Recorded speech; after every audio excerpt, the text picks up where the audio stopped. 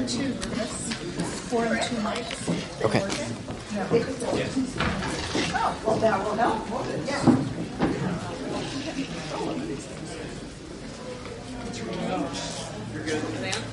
Hello? You're on. We're on. Yes. Good afternoon, everyone. Thank you for sticking through after lunch and being here today. What a great morning, huh? Really impressive and really motivating. And we're going to try to keep that up in the afternoon. As was yesterday. You're in a room full of activists and would-be activists. Lots of them are people I know and friends, and so hello, all of you from North Carolina. All being tried. We're keeping an eye on those. The courts will have to decide ultimately, but we're working very hard to try to communicate with all of our... You guys undoubtedly have questions, so...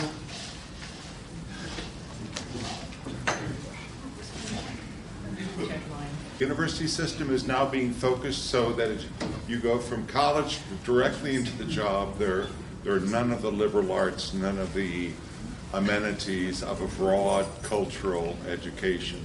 It's all specialization, more like a technical school. No, I would say that certainly the math and... Which is run apparently by the man who has bought up all the dollar stores. You're talking about... Take this in.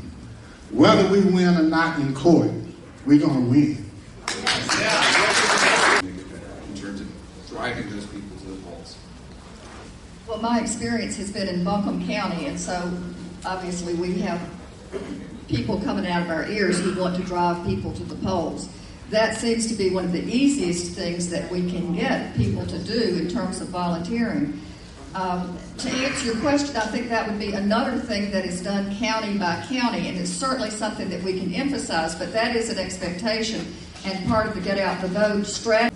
So, even at the level of, we can give you the names and addresses of all the voters who are more than 10 kilometers from the polls and didn't vote in the last election and are Democrats. Yeah.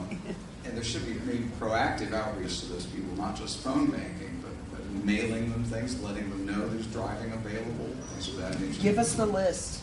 Okay.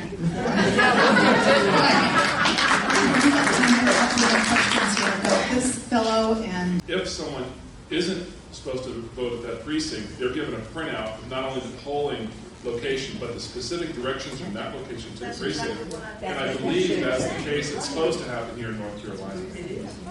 Should be everywhere. We need to go to the election. Florida, which is pretty darn red. We can manage to do this. Thank you. Just a request for those of us that aren't fortunate. Thank you. Tom Sullivan. We're working on that right now. Right, Tom Sullivan is working. You are, aren't you, Tom? When you're reading the sheets, it's somebody else's work. And a lot of times you come across one, this person's mad for being contacted so many times. Right. You need to add a radio so that the persons that are talking on the phone and the door knocking can put this down. This person's going to vote Democrat, but you're driving them crazy. Canvassing 101. Absolutely. Thank you very much. We appreciate your having me here. Are you going to be able to stick around? Probably not. I'm not home very often, so I'm going to go back and spend a little time with my husband. I'm trying to keep my marriage going. So, I'm sure you can all contact her at the party, right? With your questions. Patsy Fever at ncdp.org. And if any of you are going to be around on October 17th, I'd like to say we're having the Western Gala with Jennifer Granholm as our speaker. So if you're interested in that, go to ncdp.org and join us. Thank you so much. Thank you so much.